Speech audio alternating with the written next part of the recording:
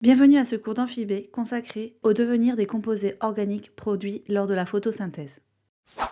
Les végétaux puisent les ressources nécessaires à leur développement dans leur milieu environnant grâce à leur système racinaire et foliaire. La tige qui fait le lien entre ces deux systèmes renferme des tissus conducteurs, c'est-à-dire des tissus qui vont permettre le transport au sein du végétal. Les vaisseaux du xylème permettent le transport de la sève brute contenant des substances minérales depuis les racines vers le reste du végétal. Les vaisseaux du phloème permettent de transporter la sève élaborée qui contient de la matière organique produite au cours de la photosynthèse. Comme rappelé dans la diapo précédente, les molécules produites par la photosynthèse sont exportées vers l'ensemble du végétal via la sève élaborée. Au niveau des différents organes de la plante, ces molécules sont métabolisées, c'est-à-dire transformées en d'autres substances assurant différentes fonctions pour le végétal. Ces métabolites permettent notamment le stockage de la matière organique, la croissance du végétal et des interactions avec d'autres espèces.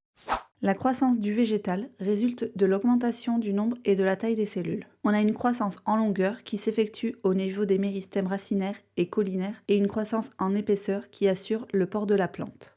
Dans un premier temps, on s'intéresse aux produits de la photosynthèse impliqués dans la croissance de la plante.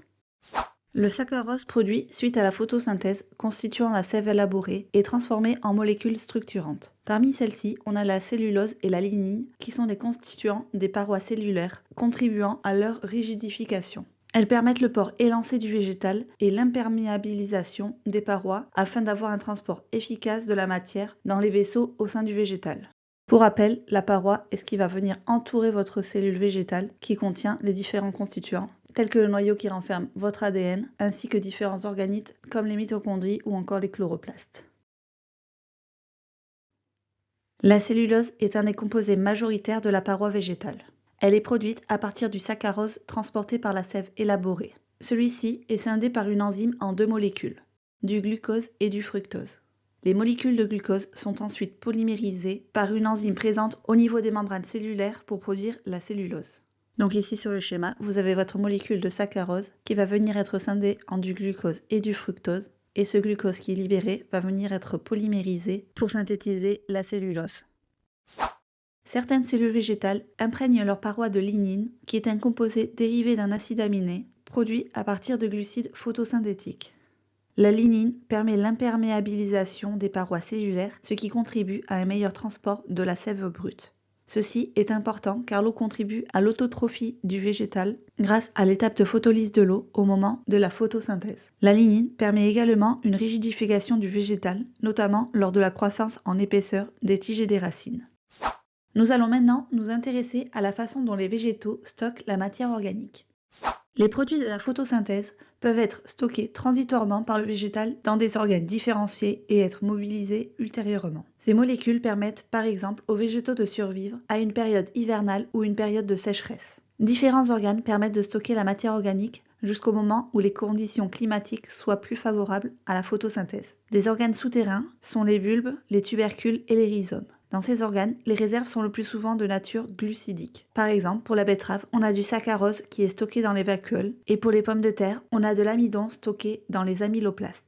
Les réserves qui s'accumulent dans les graines permettent également d'assurer la reproduction du végétal. Elles permettront à l'embryon d'assurer les premières phases de sa croissance avant que la photosynthèse soit mise en place. Intéressons-nous maintenant aux interactions des végétaux avec d'autres espèces.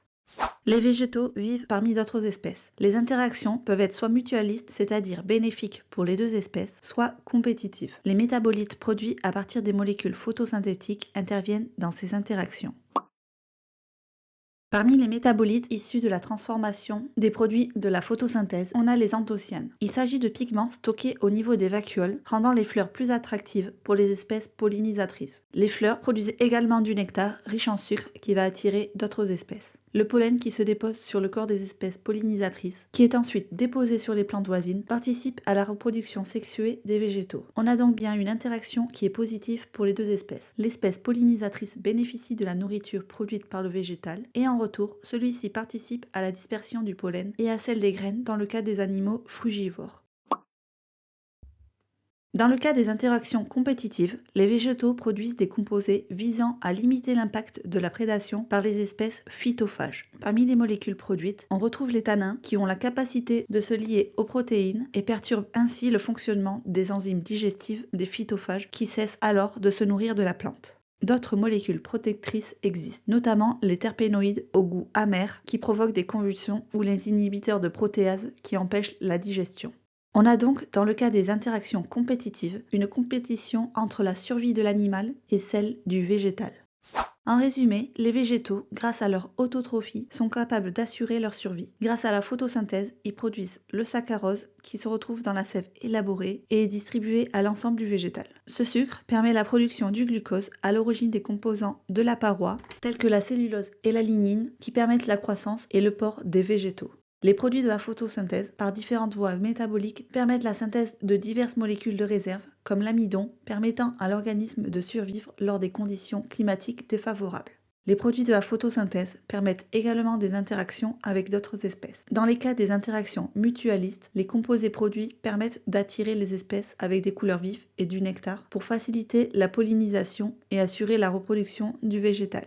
Dans le cas des interactions compétitives, les composés produits servent à repousser les organismes phytophages pour assurer la survie du végétal. Merci d'avoir suivi ce cours d'amphibé. N'hésitez pas à liker et à vous abonner pour plus de contenu similaire.